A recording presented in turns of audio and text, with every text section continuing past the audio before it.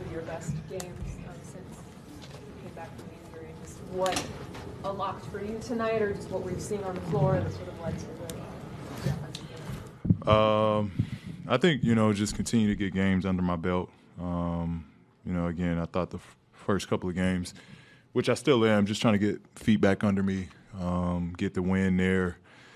I thought for a lot of those first couple games, just hard to catch the wind and keep up with the pace of the game, being out. And so, tonight, I felt my wind was coming back a little more. I was a little more energetic. My legs were a little more into the shots, which allowed me to kind of get in the rhythm. How did your eye feel after getting poked? Yeah, it was better today. It was slightly. I mean, it was a little, a slight sensitivity to the light still, but it was fine. It wasn't an issue tonight. When you say that you feel your feet under you more today, has that been a steady progression each game, or has today been like a notable difference?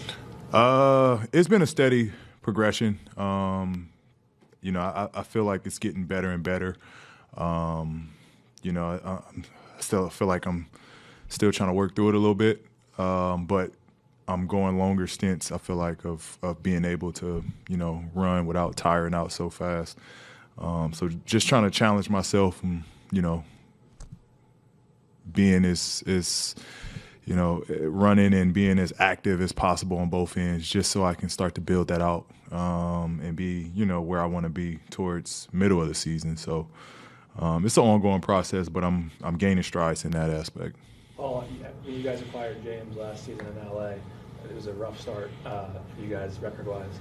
I guess having experienced that, what's your message to your teammates? I guess how do you navigate sort of avoiding the panic of a 2-8 start to the season? Yeah, I saw some statistic that the teams that kind of start off bad like this tend to play well and have a great stretch and kind of turn their season around late into the season. So not to, be leaning on that, but I think the LA experience with the talent we had, it was definitely underwhelming and underperforming up to that point. But season's long. I do think once we get all of our pieces together, we will start making, strides in the right direction, and we'll start to get some consistency, and the chemistry will continue to take off. But, right now, Joel's first game back, Tyrese is still out, so we've yet to see this team complete. And, those are big pieces for us. And so, we're all trying to do maybe a little more than we're supposed to be doing, which is okay because we're trying to fill in, big voids and big gaps. But, once we're full strength, I think that's when we can kind of judge how we are. Were there moments tonight when you could kind of even though Joel's limited, the rotation's kind of still janky a little bit, like, okay, this is how it's going to work, and this is what it's going to be like? Yeah. You just see, again, how much he demands eyes and attention on him. And for me, it was a lot of it was just kind of learning, and, I'm in isolation on some moments, and then, he's posting up. So it's like, he's a force out there. And so you got to find him. You got to see him. Because he's got a mismatch. Nobody can really guard him, and if they can, it's going to be a rough day for them down there. But again, just the level of two guys on them, the rotations they have to double. Kind of similar how my time in LA was with Kawhi. Kawhi kind of demands that same attention at the blocks. But he just opens the floor up so much. So it was a lot for me to take away from this game on how I can free myself up even more, and how I can try to help him get into a rhythm and free himself up even more. I think it was the first play of the game that he went back door on the baseline or something. Mm-hmm. I guess that's kind of an example of what you're talking about. Yeah. I mean, 'cause, he's as great of a shooter and scorer he is. I mean, he's a willing and great passer as well. So. Just being live at any moment, I think, is a huge threat. What about the complementary pieces?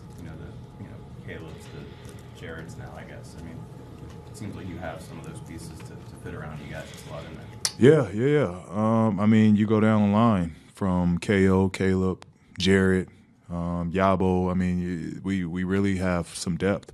Again, I think it's just, we got to get full strength so everybody kind of knows their part and how to play their role. And so everything, the chips can kind of fall where they fall. And, from that point on, we can kind of build as a team.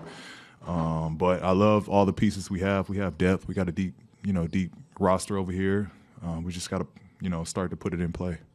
What do you mean about you guys and managing back-to-back situations this season? And obviously Joel's part of that, but you were mentioned as part of that too. I guess, how do you feel about that kind of a plan, and how does your body feel ahead of potentially playing tomorrow? Because Nick didn't rule it out. Yeah. I kind of see how it feels in the morning. 32 is kind of, especially getting back, just trying to look at all the things. Hopefully I feel really good in the morning, and kind of just see where it goes from there. Been a franchise player on a franchise team, you know what the pressure is of that. What do you think Joel's kind of dealing with as he ramps back up to get back on the court? Because you want to get it back out there, you want to be there for your teammates, but it may take some time. Yeah, I think there's no pressure for him. I mean, he is the piece, he's the process. I think he just finds his way as he should. We're here to kind of keep things going afloat until he gets back to himself. But I don't think there's any pressure for him to do anything extra. He'll find his rhythm as the games go on. As we learn how to play off of him and play around him, I see, I've seen it in practice, so I know he's not too far off. Obviously games are different, but, I've seen him playing at a high level in these practices, so he's not too far off. Back to Jared real quick. What did he show you tonight, and what is he showing you this season as far as his I think just a level of just fearless. He's relentless. He's confident. You don't see a lot of these qualities in rookies that come in and are just ready. It's impressive. He gives a ton of energy on both ends. He plays extremely hard. He's willing to do dirty work, stick his nose in there. He's trying to keep possessions alive. He's, shooting when he's open. He's attacking. I mean, he's doing everything that you can ask. And he's, to be honest, has been, a light in all of this, coming off the bench and giving us a spark. So, it's great, especially I know for Nick to have someone so young just be reliable in that aspect.